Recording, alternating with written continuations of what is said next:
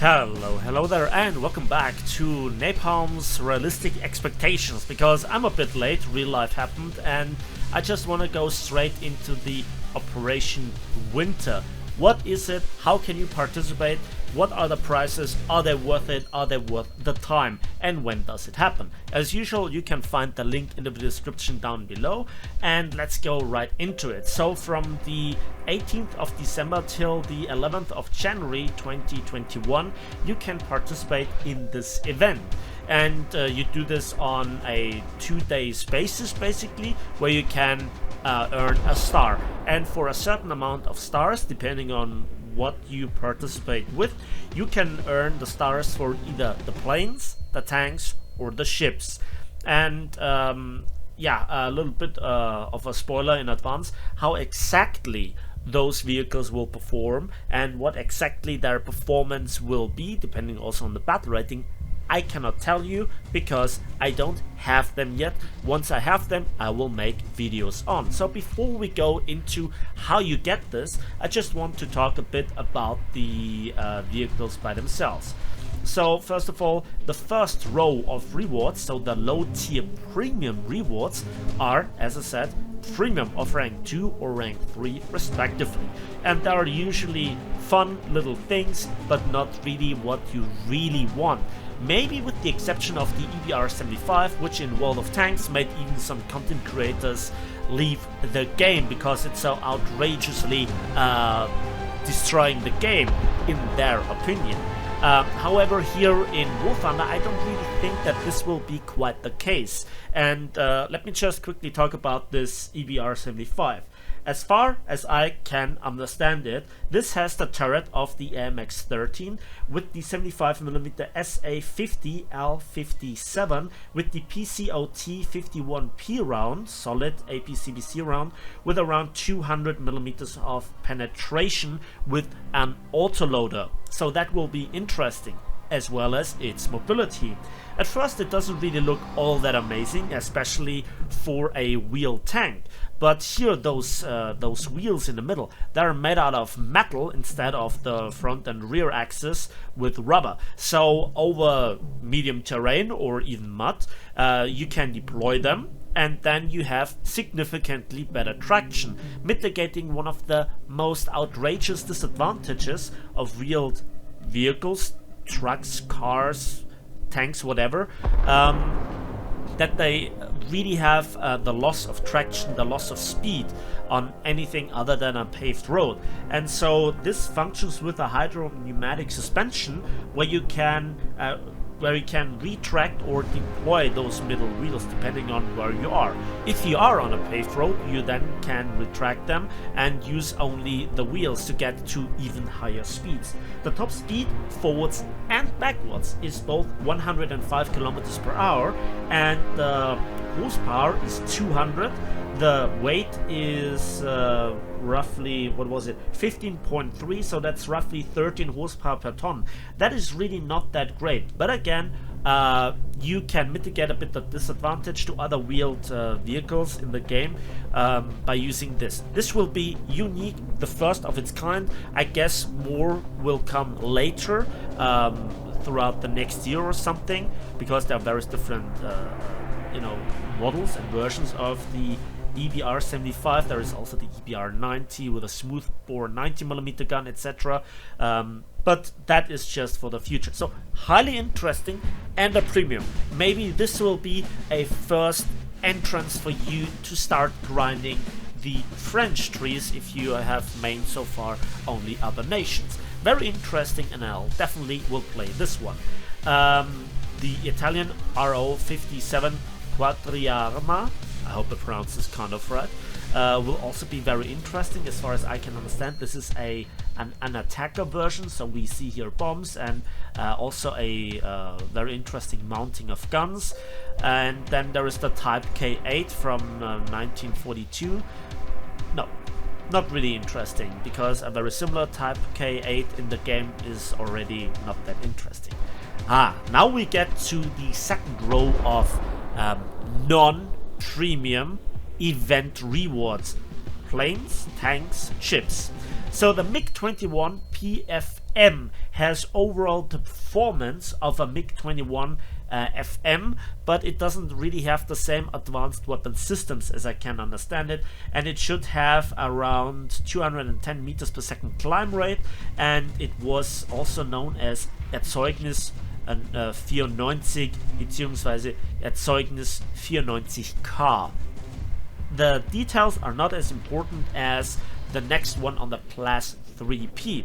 Now, interesting thing is, if you click on it and you go into open link in new tab, you can see that here is the name TH800 Bismarck, and that means under that you can find a bit more information, and it will turn out that here this tank is a real tank, obviously 8x8, and it is overall in the region of the Radkampfwagen 90 when you look at the firepower. So it was developed by ThyssenKrupp, but it didn't really hit the specifications, so it was kind of an abandoned project. As the main weapon, unsurprisingly, we can expect an L7 with APFSDS, most likely the DM33, so roughly 400 millimeters of penetration. Then we have 4 to 6 crew, depending on what Gaijin then implements.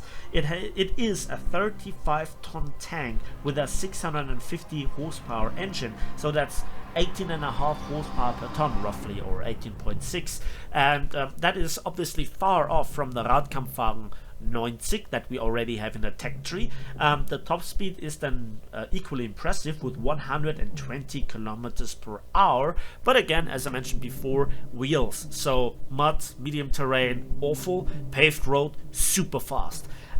Interesting and definitely worth thinking about. And then we have the USS Baltimore CA68. Usually I could ramble on about this. Is it worth getting? The answer is no.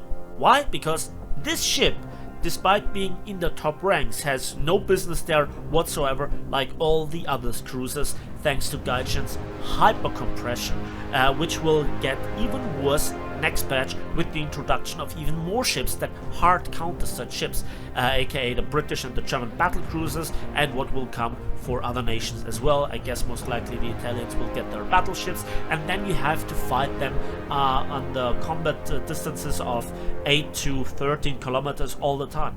You can't deal damage to them, but they will just blap you. So sadly, not worth it. By itself, the ship is fine with really great AA. I mean, look at this. We have up to 4 twin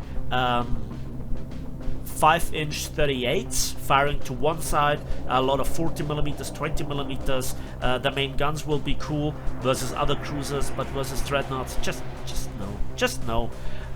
So they also will be, so the second row of rewards, event vehicles, they will be in the premium line from the symbol, but they will not have a premium status, so they will not earn you extra civilians and not earn you extra RP, and obviously they will come stock.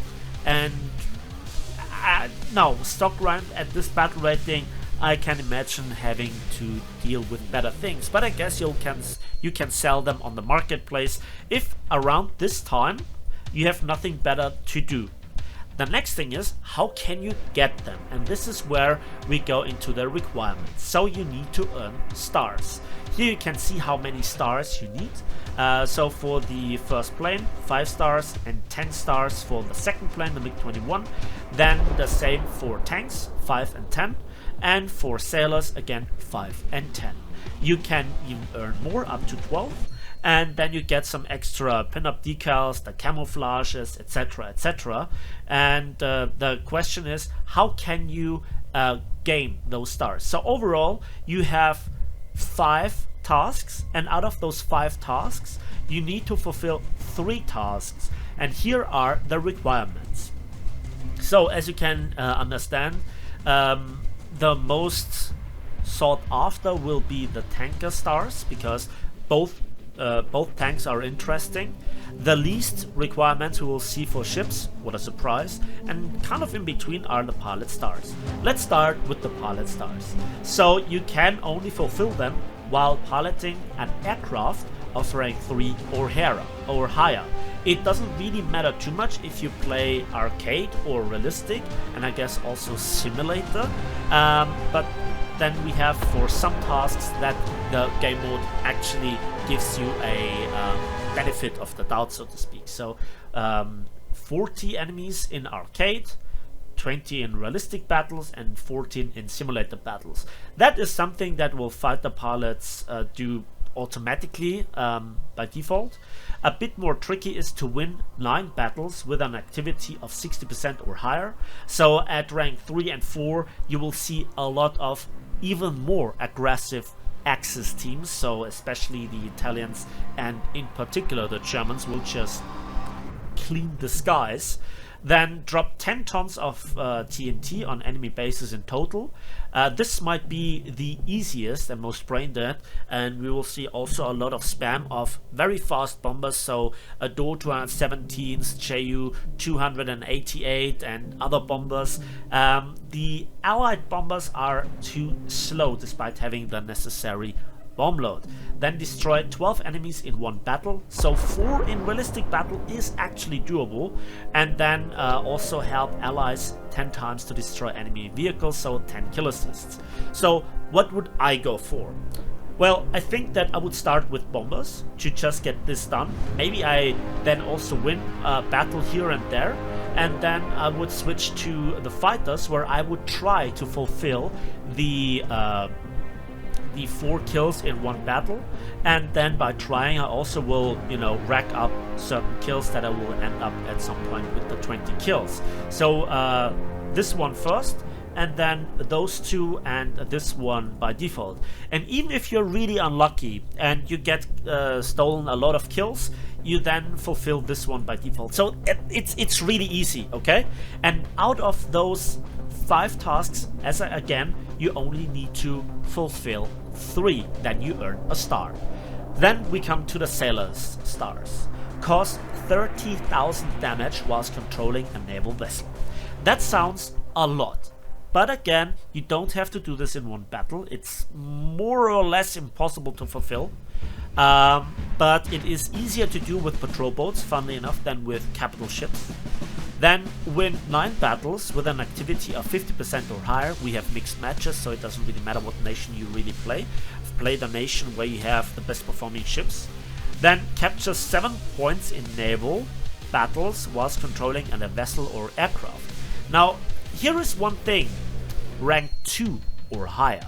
So that means with all the, I think the Blue Water Fleet, and just with the rank higher of the coastal fleet. But coastal fleets, you know, they're faster, they're closer to the spawn, so that will also be really interesting to then capture the 7 points. Destroy 5 enemies with torpedoes whilst controlling a vessel or aircraft. So that means we will see a lot of long land spam, aka the very good Type 93 torpedoes from the Japanese, and also we will see a lot of aircraft trying to blab, especially destroyers and cruisers, or even the battleships. Finish the battle in first place in naval battles. That is easily doable with patrol boats, to be honest, especially when you fight other patrol boats and you have a very good patrol boat. So this will just again show you how compressed naval forces is, while not a lot of people play it, so the tasks are relatively speaking easy. You can do this in maybe an hour or so. So you will do this by default, shooting up battleships, cruisers, destroyers, or other patrol boats. Doesn't really matter. This is a bit like this here. Then win 9 battles. You only have to do this if you're really unlucky. 7 points in naval battles. I mean, it's to be expected if you have a very fast patrol boat and you don't have opposition, which may or may not happen. You can capture 2, maybe even 3 capture points in one battle if you're focusing on this one. Destroy 5 enemies with torpedoes whilst controlling a vessel or aircraft. To be honest, aircraft have lost quite a lot of threat since Gaijin has introduced torpedo bulges, and obviously that airdrop torpedoes just don't have the same TNT filling or the explosive mass that ship launched torpedoes have. So it's both historically accurate, and so it's a bit more tricky to get this. But with a patrol boat, you can very often surprise cruisers or even dreadnoughts. Finish the battle in first place is also something that you can really control, in my opinion, more with patrol boats rather than with the capital ships, where there are, you know, more factors. So you don't even have to win it. So very selfish. So I think this is doable. This is doable. And then one of those threes, whatever comes first. So now we come to the tanker stars, and yeah. I think it's unsurprising that this is a very interesting tank, and this is a very interesting tank. This because it has such a disastrous reputation in another game, and it looks cool. It's a first off, and the Class 3D because it might be the, well, how should I say it? It might be the reward version or the not premium version of the Radkampfwagen 90. Despite not being quite so fast, it might have the flair of it. So I think that it's unsurprisingly that the tank tasks are the most difficult one, or the most time consuming, shall I say. So whilst controlling ground vehicles of rank 3 or higher, you have to either destroy 50 enemies with no benefit when playing simulator or realistic battles. You have to win 11 battles, not just 9, with also 70% or higher. Then you have to capture 15 points in ground battles, either with a tank or a helicopter. Oh god. Then destroy 12 enemies in one battle, 6 if you play a realistic battle, and 6 in simulator battles.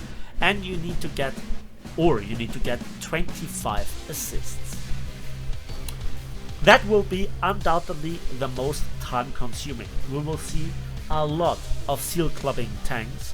We will see the most toxic gameplay and seal killing that you'll ever see.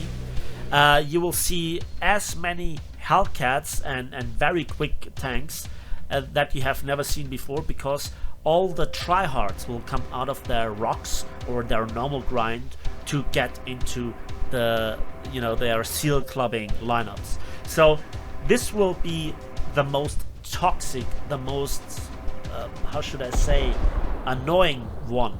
And we have seen this in the past. And yes, the requirements are higher since the Operation Summer again, or the Summer Operation, aka Operation Suffer. Yeah, more wins with higher activation or activity percentage, more capture points, you know, more kill assists, more overall kills. It's really damn annoying. But don't worry, comrade, because you can GE your way through. I guess since this costs you 10 stars, that is for, I think, what was it, 999 gold needles, something like this. That costs you roughly 10,000 gold needles to just simply buy a way through. I would recommend trying to play as much as you can for whatever you want, and then you just buy the remaining ones if it is worth it after all.